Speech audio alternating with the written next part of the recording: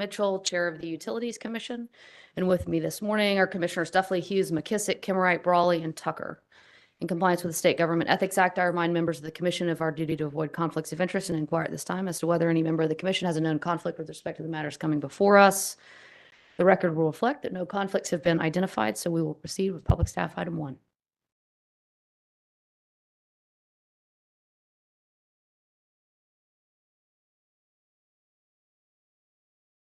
Good morning. I am Evan Lawrence with the Public Staff's Energy Division.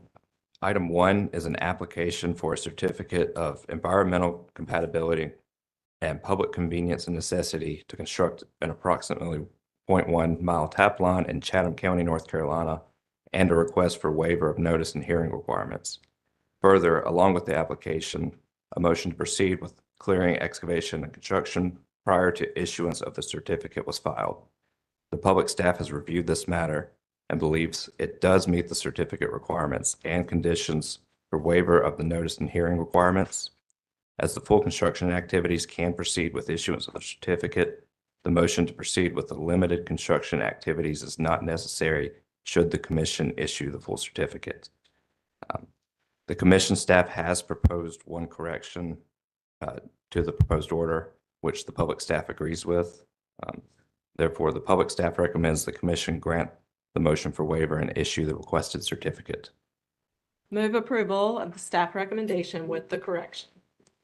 All right, so moved and seconded that the item be approved as recommended by the public staff, including the correction worked out with the commission staff. Any questions or discussion on the motion? All right, hearing none, all in favor indicate with an aye. Is there anyone opposed? All right, that motion carries. Thank you, Mr. Lawrence. All right, we will move to Public Staff Item 2.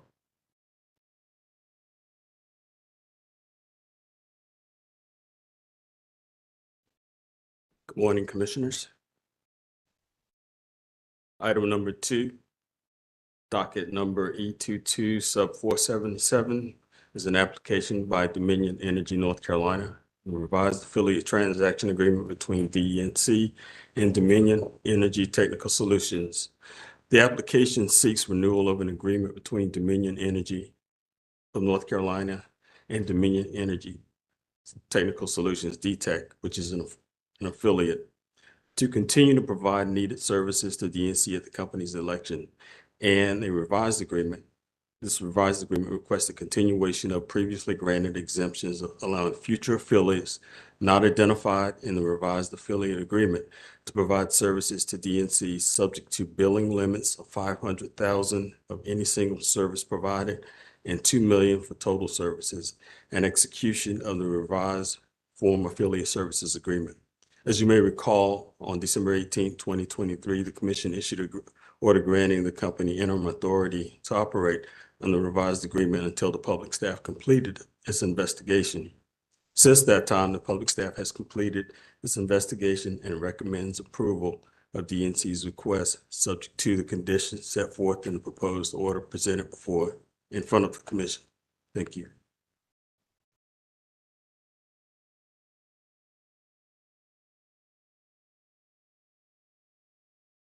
Move approval of staff recommendation. All right, it's been moved and seconded that the item be approved as recommended by the public staff. Questions or discussion on the motion? All right, all in favor indicate with an aye. Is there anyone opposed? All right, that motion carries.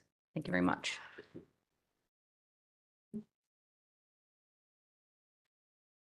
All right, next up, we will move to Public Staff Item 3.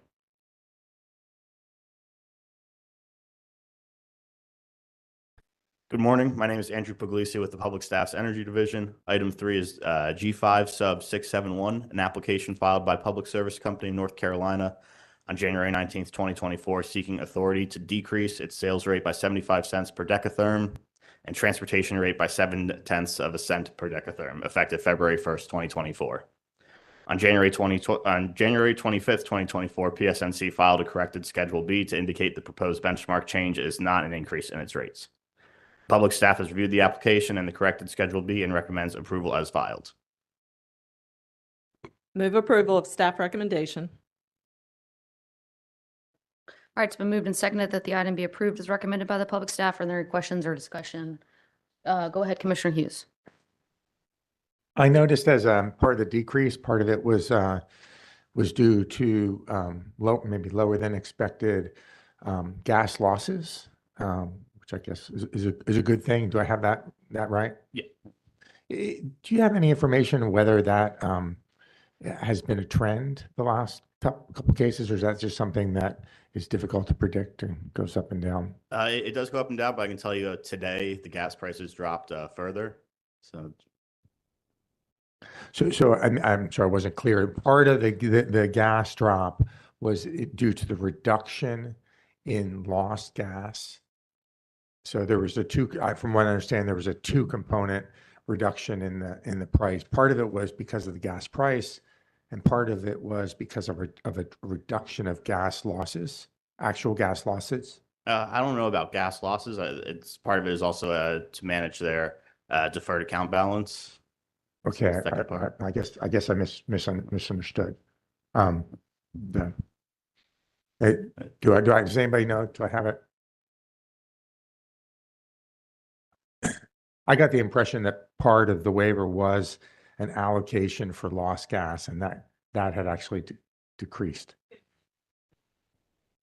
Commissioner McGuire was hearing on behalf of PS. I'm not aware of any drastic changes that have happened about lost and running gas. I think what you're seeing is what the public staff has said is just overarching decrease in cost in wholesale prices. I don't know that you were. Okay, I misunderstood then the application. Now, I'll read. I just thought I had read something there. Sorry, I misunderstood. Ms. Patel, did you have something to add? This is Neha Patel, Staff's Energy Division. Commissioner Hughes, you were referring to the gas loss, which is the lost and unaccounted for, generally paid by transportation customers.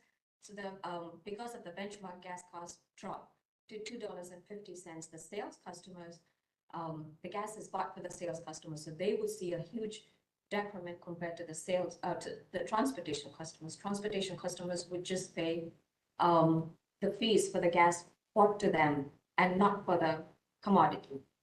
So the lost and unaccounted for change is what you see is the 0.0073 cents per decade, and this is how it has generally been calculated. Maybe follow up a little bit afterwards. All right, thank you both. No, let's move on. Yes. All right, we've got a motion that's been seconded to approve the item as recommended by the public staff. Any additional questions or discussion? All right, hearing none, all in favor indicate with an eye. Any opposed? All right, that motion carries. Thank you, Mr. Puglisi. All right, we'll move to public staff item 4. Good morning. I'm Evan Hauser, engineer with the Public Staff Water, Sewer, and Telephone Division. Item number 4 is regarding docket number W1034, sub 13. On December 29, 2023, Water Resources, Inc. filed an application seeking authority to increase its rates for providing water utility service in Rocky River Plantation, in Cabarrus County, and Riverwalk subdivision in Mecklenburg County, North Carolina. The public staff recommends that an order be issued establishing a general rate case and suspending rates. Move approval of staff recommendation. All right, it's been moved and seconded that the item be approved as recommended by the public staff. Questions or discussion on the motion? Hearing none, all in favor indicate with an eye. Is there anyone opposed? All right, that motion carries. Thank you, Mr. Hauser. We will move to public staff item 5. Item number 5, filed by Aqua North Carolina, Inc. in docket number W218, sub 592, is an application for a certificate of public convenience and necessity and for approval of rates to provide water utility service in the sanctuary at Lake Wheeler in Wake County, North Carolina. The public staff has reviewed the application and recommends that the commission issue the proposed order granting the CPCN and approving rates. Move approval of staff recommendation. right, it's been moved and seconded that the item be approved as recommended by the public staff. Questions or discussion on the motion? All right, hearing none. All in favor indicate with an eye. Is there anyone opposed? All right, that motion carries. Thank you very much, Mr. Hauser. All right, we have before us our minutes from the January 16th staff conference. Take a motion, please. Move adopting approval. All right, so moved and seconded that the minutes from the January 16th staff conference be approved. Questions or discussion there? All right, all in favor indicate with an eye. Is there anyone opposed? All right, those minutes are approved. All right, additional business for the commission this morning. Mr. Jirac, you may proceed.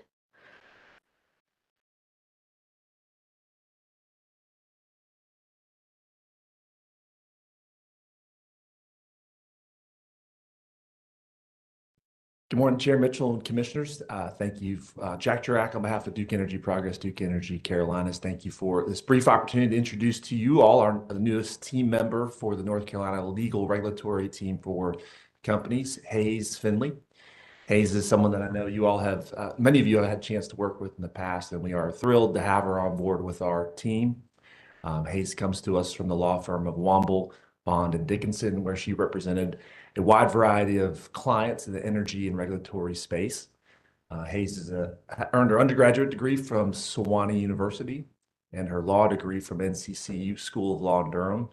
In between those stints, she served with the Peace Corps in Senegal, Africa, and has some great stories to tell from that experience. She also currently serves on the Advanced Energy Board, where she does really important work here on behalf of the state. So again, we're thrilled to have her on board. She'll be representing Duke Energy Carolinas and Duke Energy Progress in a wide variety of matters in the coming months and years with all the very important work we have in front of us. So again, we're delighted to have her on board, and I know that she will carry on the legacy of ethics and professionalism and excellence that characterizes all the members of the board of the state bar that are practicing in front of me. So thank you for this chance to introduce her. All right, thank you, Mr. Jirac. Ms. Finley, welcome to the team. We look forward to working with you and hearing from you as you represent Duke now. Anyone would like to say anything? All right, well, we congratulate you and look forward to seeing more of you. Thank you. Thank you very much. All right, any additional business for the commission this morning before we call it a day? All right, hearing none, we will be adjourned. Thank you very much. Let's go off the record, please.